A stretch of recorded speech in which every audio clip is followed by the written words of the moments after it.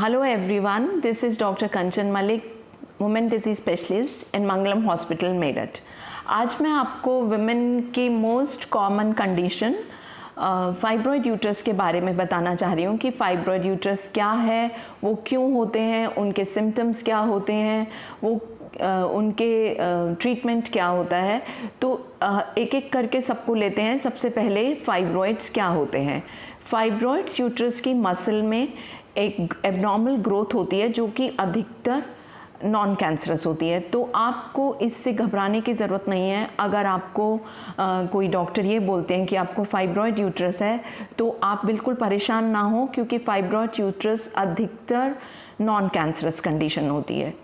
So the most important thing is what are the types of fibroids. Fibroids कई प्रकार के होते हैं और सबसे कॉमन इंट्राम्यूरल फाइब्रॉयड होते हैं जो कि यूट्रस की मसल के अंदर होते हैं। दूसरे फाइब्रॉयड सब सीरोजल फाइब्रॉयड होते हैं जो यूट्रस के सीरोसा के बाहर होते हैं, मतलब कि यूट्रस की वॉल के भी बाहर होते हैं, जो कि सबसे लेस सिम्टम्स प्रोड्यूस करते हैं। तीसरे फाइब्रॉयड्स होते हैं जो कि यूट्रस के कैविटी के अंदर होते हैं, जिनको सब म्यूकस फाइब्रॉयड कहते हैं। स्टार्ट होने पे ये फाइब्रॉयड्स इंट्राम्यूरली होते हैं, बट ग्रो करते करते कैविटी के अंदर आ जाते हैं और इनको सब म्यूकस फाइब्रॉयड कहते हैं। सब म्यूकस फाइब्रॉयड्स सबसे ज़्यादा सिम्टम्स करते हैं, जैसे कि हैवी ब्लीडिंग, और वो जो इसके बारे में मैं आगे आपको बताऊंगी।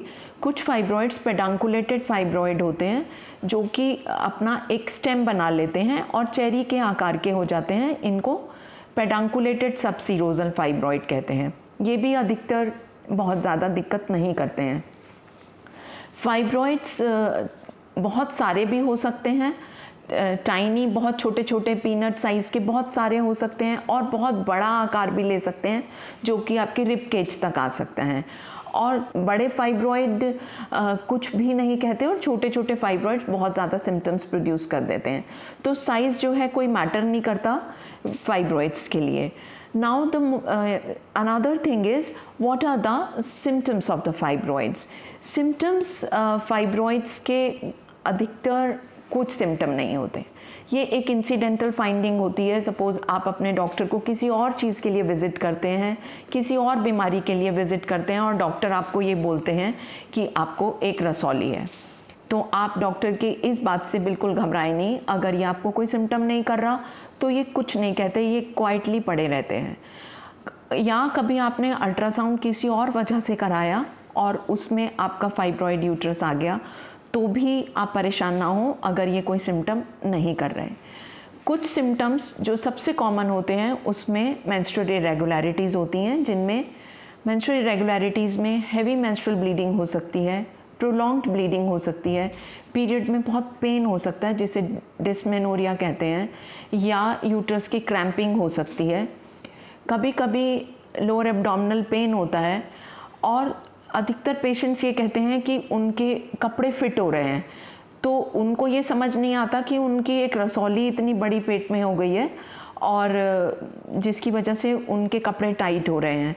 तो लोअर एब्डोमेन में कभी कभी कोई आपको स्वेलिंग सी फील होने लगती है, जो कि कोई सिम्टम नहीं करती, सिर्फ यही फील होता है कि कोई आपको स्वेलिंग आ रही है। कभी कभी यूरिनरी सिम्टम्स होने लगते हैं, जिसमें कि आपको ऐसा लगता है कि आपको बार बार यूरिन जाना पड़ रहा है, या आपको यूरिन पास करने में दिक्कत हो रही है, या लोअर एब्डोमिनल पेन होने लगता है, और कभी कभी कॉन्स्टिपेशन भी होने लगता है। तो बहुत वेरिड सिम्टम्स होते हैं फ्रॉम पर्सन टू पर्सन। तो और सिम्टम्स पे ही आगे ट्रीटमेंट डिपेंड करता है।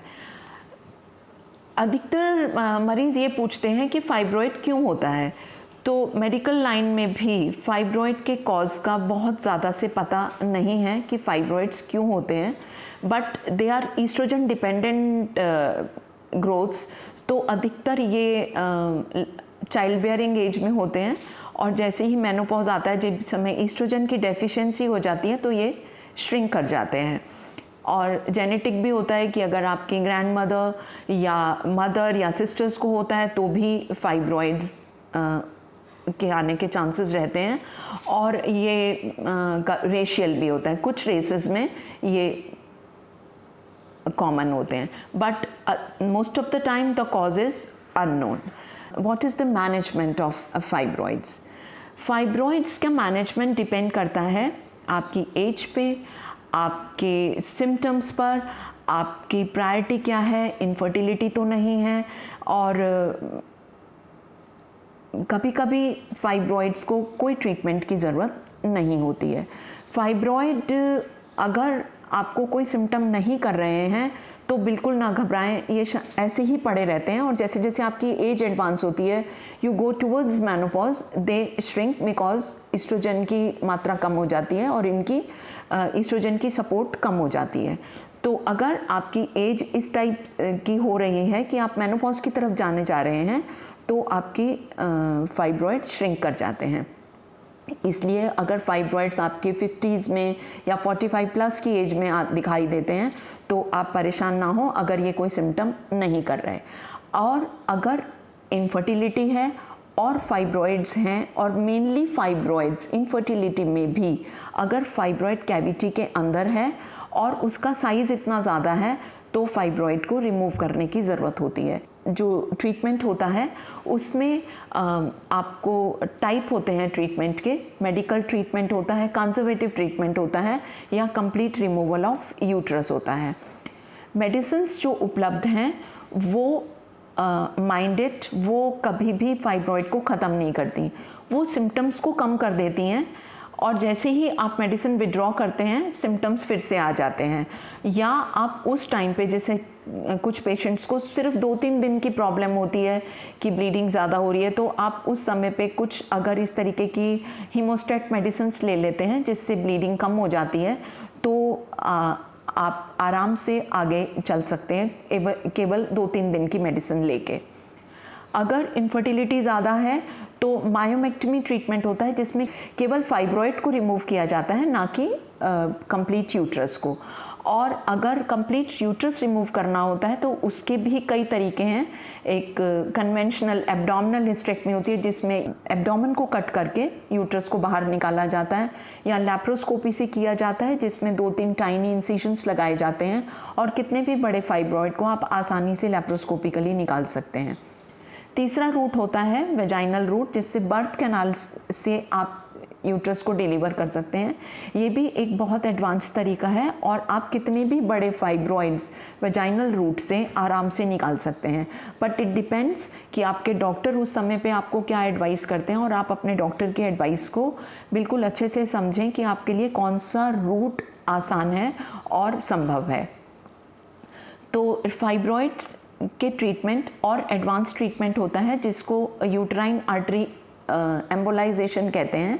उसमें एक radio active drug uterine artery में डाल दी जाती है जिससे कि यूट्राइन आर्टरी आपकी ब्लॉक हो जाती है और ब्लड सप्लाई फाइब्रॉइड को ख़त्म हो जाती है। जब फाइब्रॉइड को ब्लड सप्लाई ख़त्म हो जाती है तो मेंस्ट्रुअल प्रॉब्लम्स ख़त्म हो जाती हैं। तो ये भी एक कंजर्वेटिव ट्रीटमेंट, बहुत अच्छा मैनेजमेंट है जिससे कि आपको यूट्रस नहीं निकालना पड़ता और यूट्राइन आर्टरी एम्बोलाइजेशन से आपके सिम्टम्स ख़त्म हो जाते हैं। तो फाइब्रॉइड से आप बिल्कुल भी पैनिक ना हो, घबराएं नहीं, अपने डॉक्टर पे ट्रस्ट करिए, डॉक्टर की सलाह मानिए। अधिकतर फाइब्रॉइड्स को कोई ट्रीटमेंट की ज़रूरत नहीं होती है और कुछ फाइब्रॉइड्स से वह केवल सिम्टोमेटिक ट्रीटमेंट से ही ठीक हो जाते हैं। Fibroid more than 70% of reproductive age women में पाया जाता है, पर हर मरीज़ को ट्रीटमेंट या सर्जरी की ज़रूरत नहीं होती है। Thank you very much.